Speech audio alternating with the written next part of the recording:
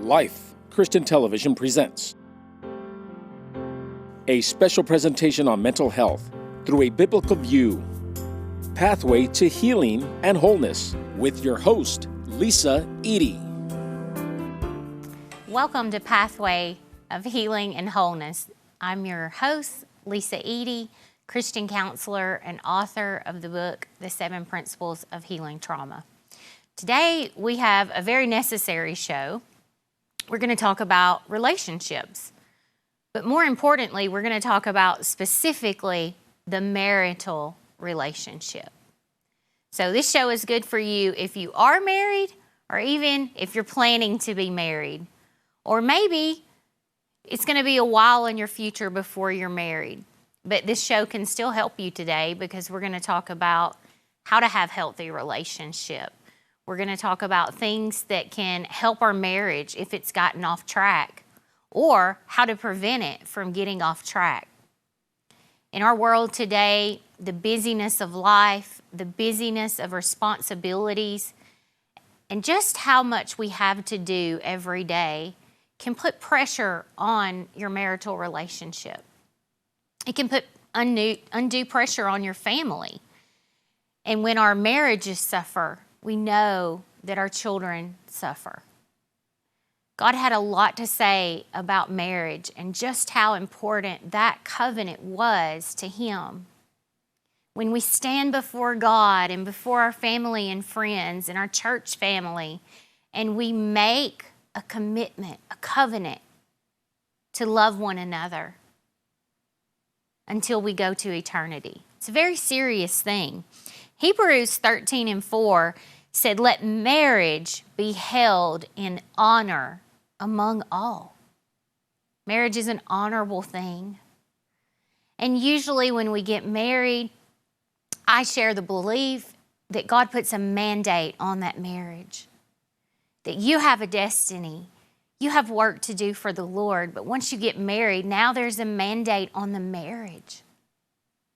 And we know that the cares of life, the cares of parenting and jobs and ministry, especially ministry. I'm talking to marriages that are in full-time ministry. The pressure of that ministry can put pressure on your marriage.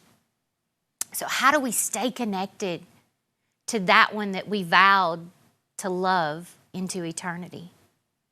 How do we stay joyful in our marriage? How do we handle conflict? Because the reality is, even in healthy marriages, conflict will come. Jesus says offenses will come.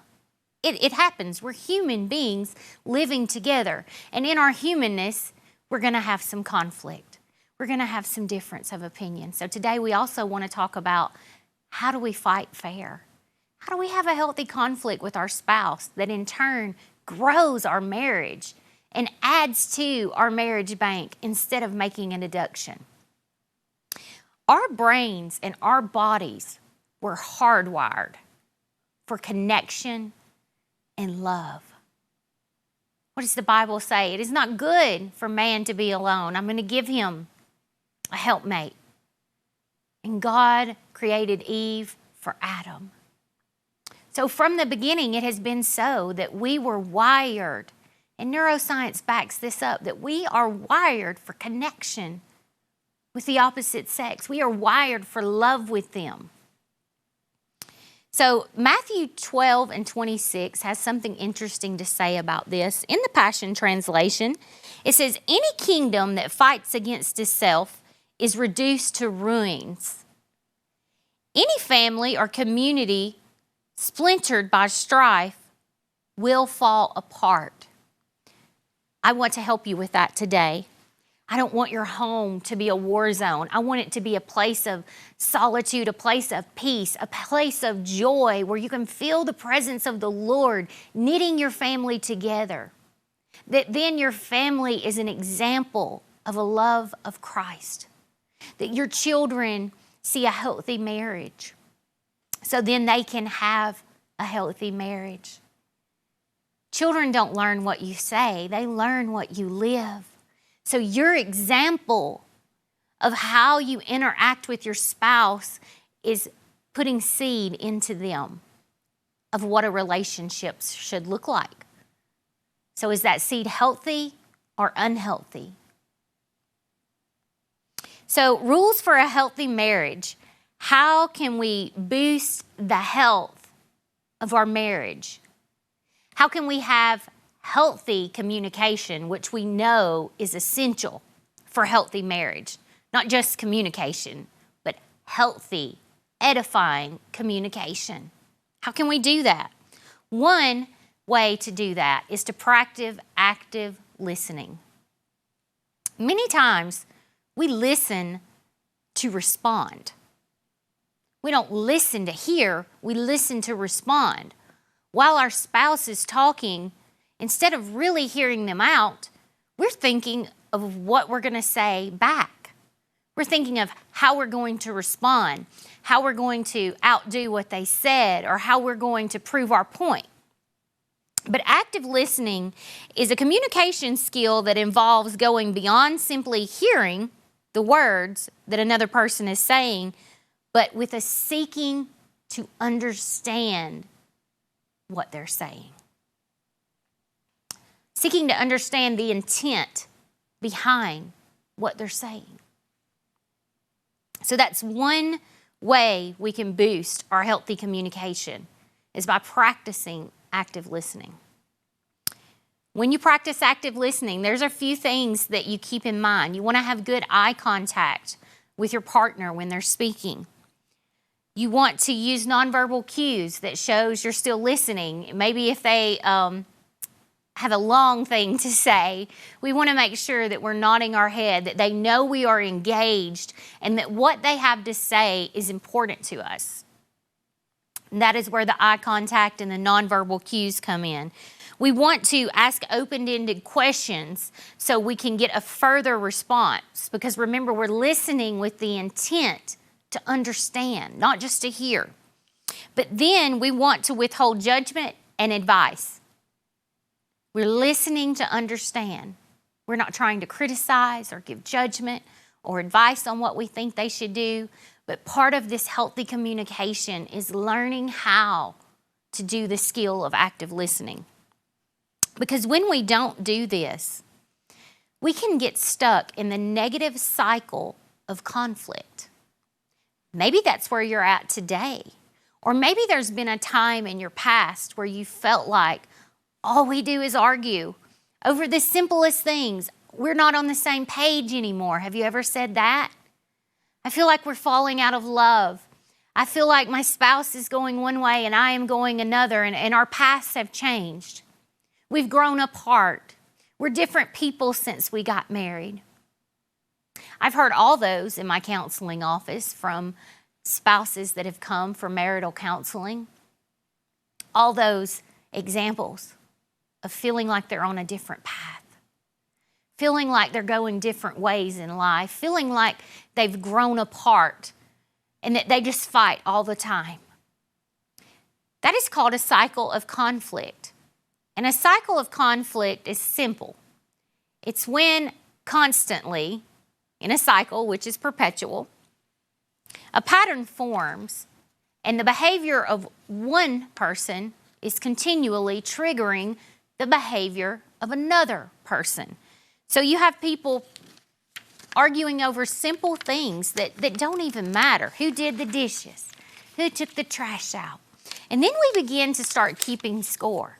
I do all of this and you do nothing. And we begin to compare. Comparison poisons our marriage. So one of the rules for healthy marriage, active listening. Learn that skill. It is so vital to intimacy with your partner. Number 2, looking to see, are we in a cycle of conflict where we can get that stopped? Then we want to talk about another type of listening, which is reflective listening. It is when couples take turns being active listeners. So we've learned the skill of active listening, how to listen with intent, how to have eye contact, how to respond without judgment or criticism. Now, reflective listening is when both parties are taking turns being active listeners. And when you do this, use the phrase I instead of you. Why does this matter? Well, here's an example. I feel very wounded when you do, and you can say whatever it is. Instead of, you are doing this. We have a very different expectation from the I. You are taking ownership. You statements place the blame. So if you have something you need to discuss with your spouse, start it with I feel, not what they did wrong. And this lowers the pressure. It lowers the conflict. So for healthy marriage, we must be intentional. John Maxwell says, leaders aren't born in a day. They're not made in a day, but day by day. Well, healthy marriages are the same way. To have a healthy marriage, it doesn't just happen because we're human. If we let it just happen, that's when I hear things in my office like, you're growing apart. You're on different paths. No, we have to be intentional about nourishing the preciousness of the marriage. We have to be intentional about honoring that covenant and honoring that person that we are in covenant with. So we have to have conversations, deep conversations that go beyond what's for dinner, how was your day? We have to make time to have deep, intimate conversations to stay connected.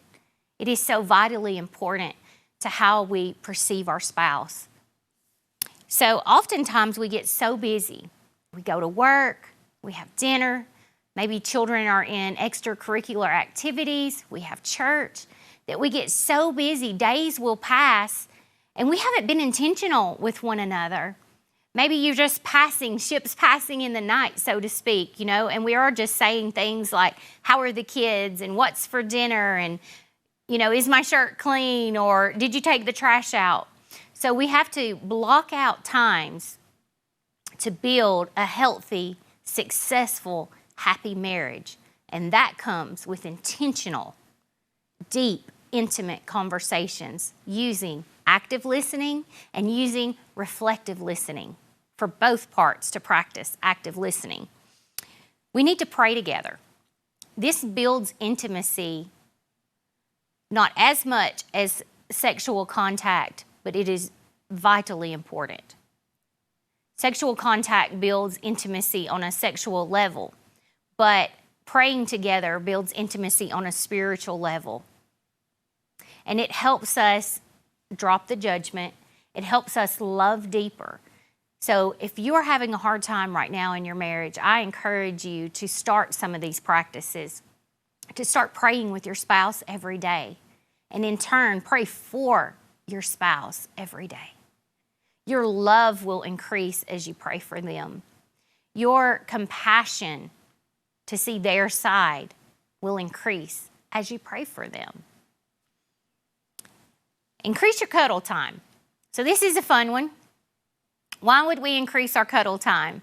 What is the counseling behind that? What is the neuroscience behind that?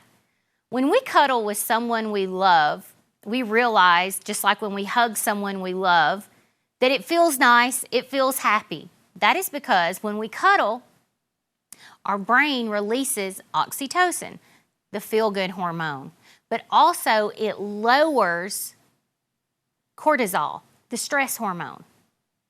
So it actually makes us feel better to get close and cuddle with the one we love.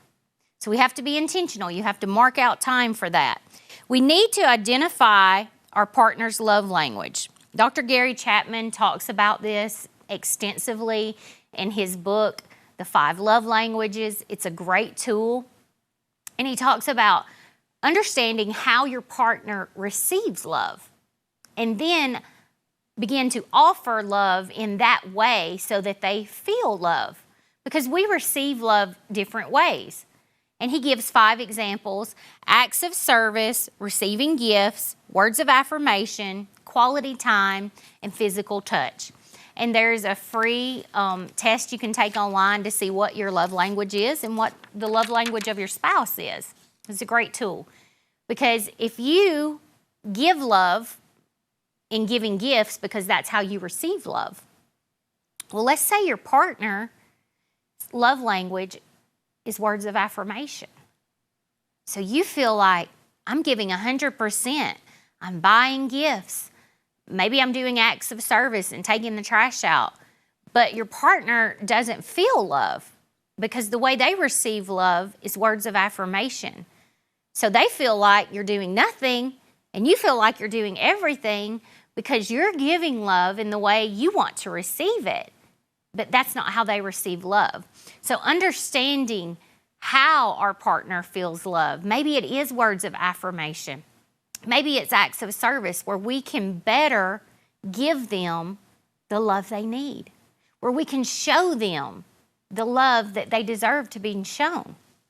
So Groselle Garcia, and she's a licensed family therapist, she discusses the importance of understanding that both spouses have intimacy needs.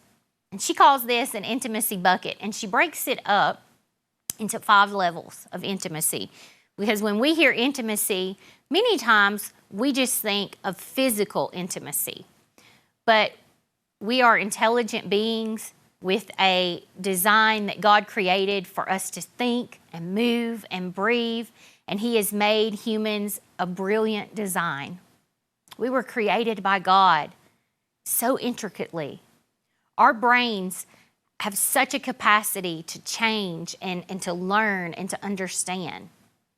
And so the 5 levels of intimacy are intellectual. How are we filling our intellectual intimacy bucket with our partner? Are we learning new things with them? Are we growing together? The second one is experimental, like experiential. Are you doing new experiences with your partner? Experiencing new things together? Like planning a trip or an outing, something neither one of you have never experienced before? That fills that experiential intimacy bucket. Then there's the social intimacy bucket. Are we around to others? Are we meeting new friends? Are we making new connections? And then there's the emotional intimacy. That is where active listening comes in.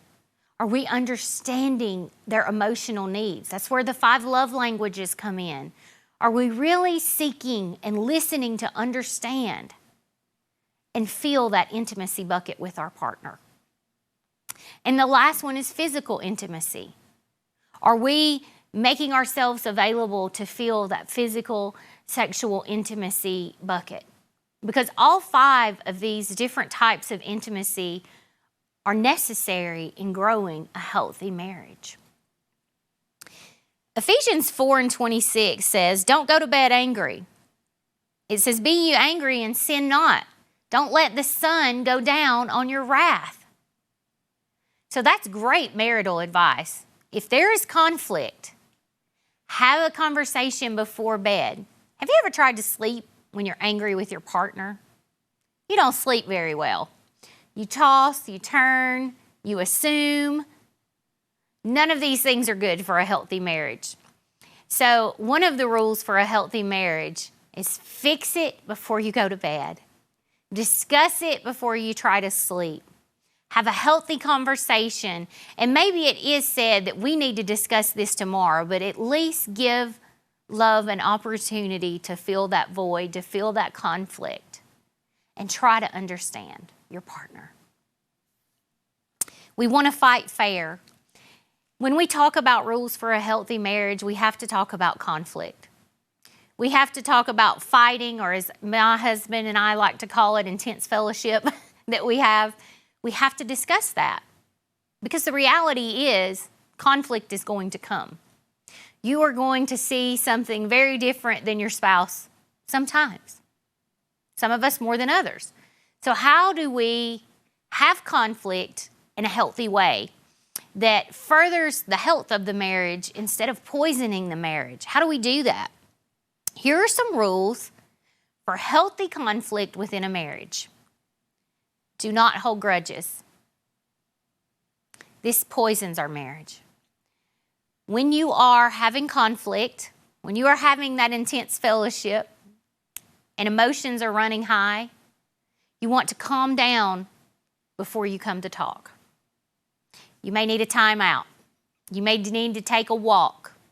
You may need to go sit and pray. Whatever you need to do to calm before you come together. Because this gives the best chance of having a healthy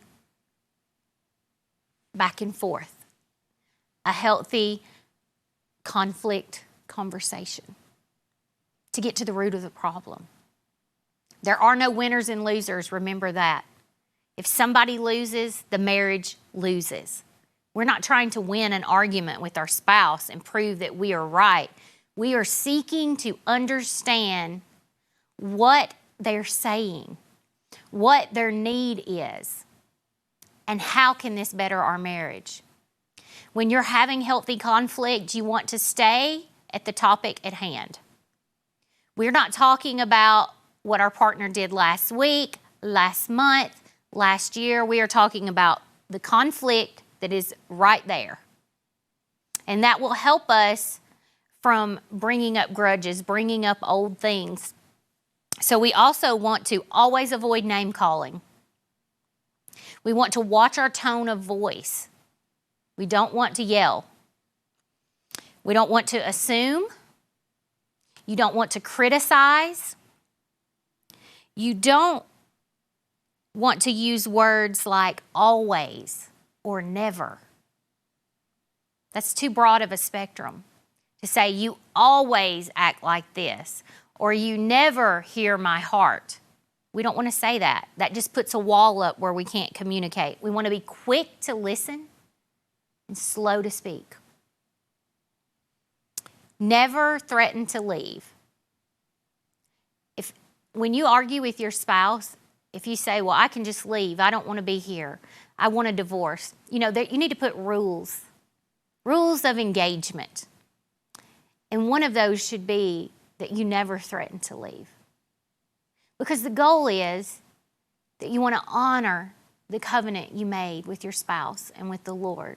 And if you truly love them, you don't want to say things in a heated moment that you can't take back, that puts poison into your marriage, into your vows, into the heart of your spouse.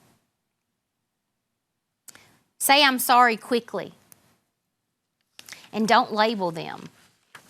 1 Corinthians 13 and 17 says, love bears all things, believes all things, and hopes in all things.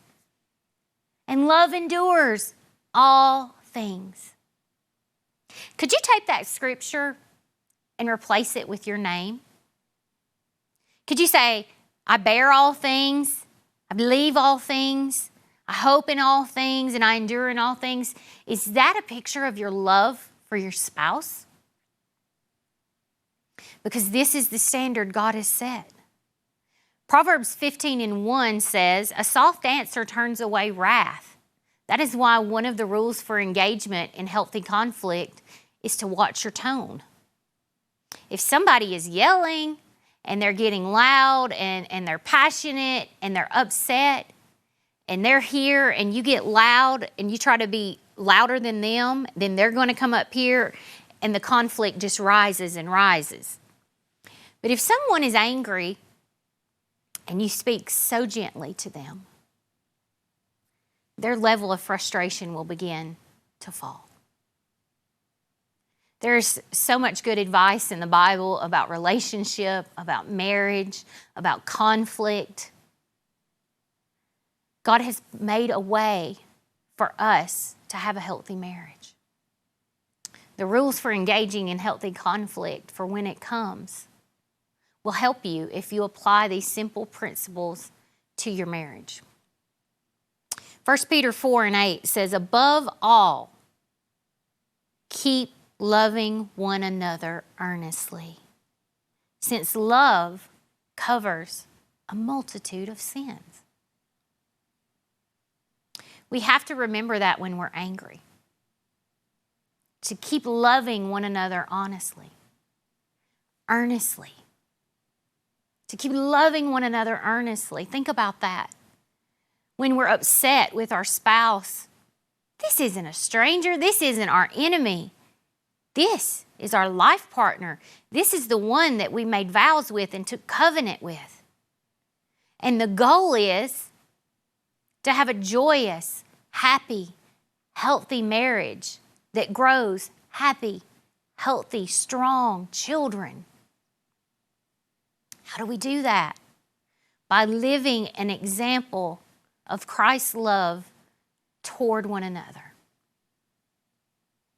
And I realize there are many things that happen in marriage. And I am not saying apply these principles and everything is going to be okay if there has been abuse of any kind, substance abuse, physical abuse, mental, sexual. If you are having those types of problems in your marriage, I encourage you to seek the help of a professional counselor in your area. God wants to help you with your marriage, and He wants you to be whole and safe. God honors marriage, and it said for all of us to honor marriage, honor that covenant. And so I want to pray with you today over your marriage.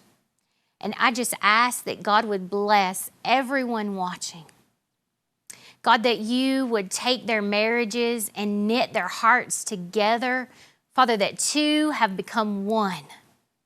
And God, I ask for grace upon grace upon grace over the marriages, Father, of those who are watching today and the future marriages to come, that they would take that marriage and place it in your will, and that you would help them to love one another earnestly. In Jesus' name. As always, friends, if you are suffering with depression, we encourage you to call the suicide hotline if you need that type of help. We encourage you to go to your local pastor, your local counseling centers for further help. You are not alone, and healing is possible. So until next time, on Pathway to Healing and Wholeness, this is your host, Lisa Eady. The advice on this program is not intended to replace that of psychiatric care. If you or someone you know needs help, call the National Suicide Prevention Lifeline. Dial 988 or 1-800-273-8255. You can also go to suicidepreventionlifeline.org.